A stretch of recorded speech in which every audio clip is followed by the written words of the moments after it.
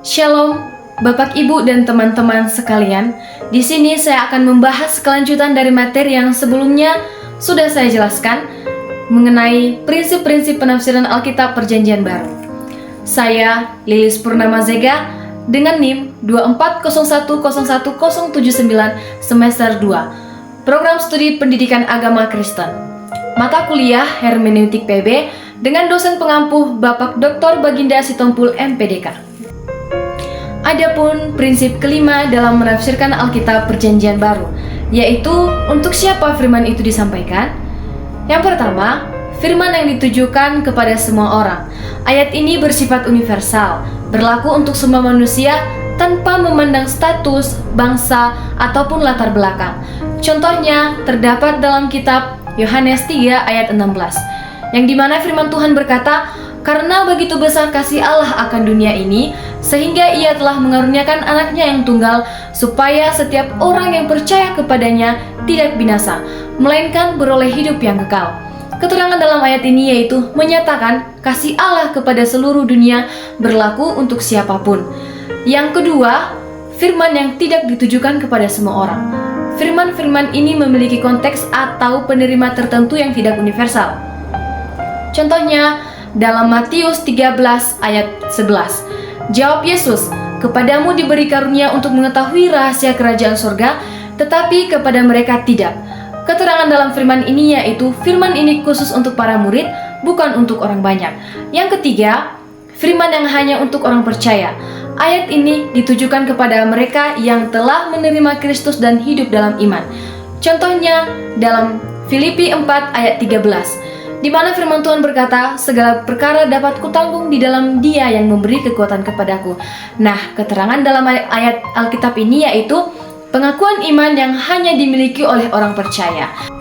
Yang keempat yaitu firman yang hanya ditujukan untuk orang tertentu. Ayat ini memiliki penerima yang terbatas, misalnya sekelompok orang tertentu ataupun jabatan tertentu. Contohnya dalam 1 Timotius 3 ayat 1-2. Benarlah perkataan ini, orang yang menghendaki jabatan penilik jemaat menginginkan pekerjaan yang indah. Karena itu, penilik jemaat haruslah tidak bercacat. Nah, keterangan dalam ayat ini yaitu ditujukan khusus untuk para penilik jemaat ataupun penatua. Nah, yang kelima, yaitu firman yang hanya untuk individu tertentu dan hanya saat itu saja berlaku. Firman ini bersifat temporer dan tidak untuk diambil secara universal. Contohnya dalam Lukas 1 ayat 13. Tetapi malaikat itu berkata kepadanya, "Jangan takut, Zakharia, sebab doamu telah dikabulkan dan Elisabet istrimu akan melahirkan seorang anak laki-laki bagimu, dan haruslah engkau menamai dia Yohanes." Nah, keterangan dalam Alkitab ini yaitu firman ini hanya untuk Zakharia pada saat itu.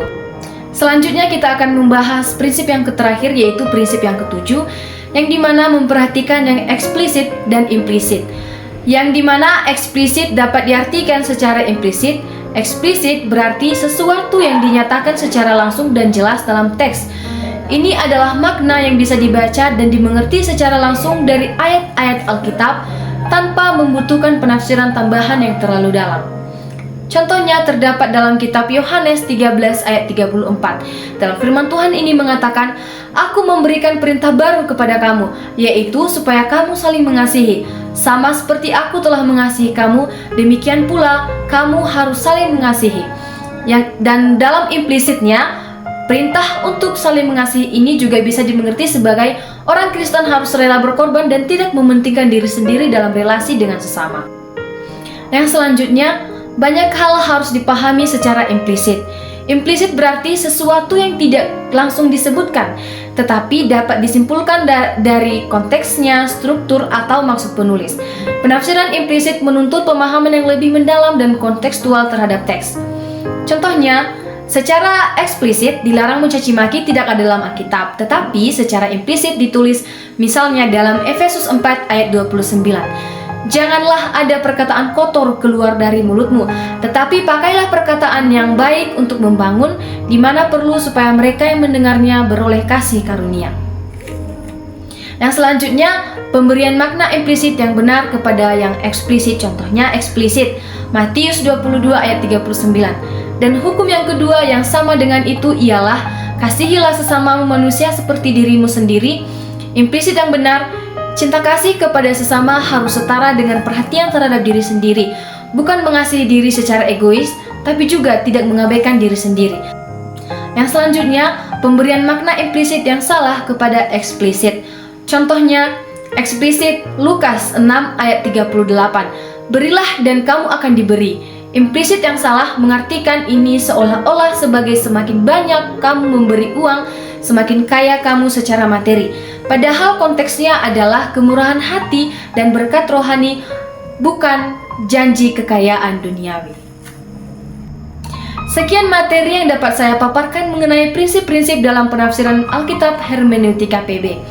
Saya berharap materi yang telah saya paparkan dapat kita pahami dan semoga bermanfaat bagi kita semua. Shalom, Tuhan Yesus memberkati.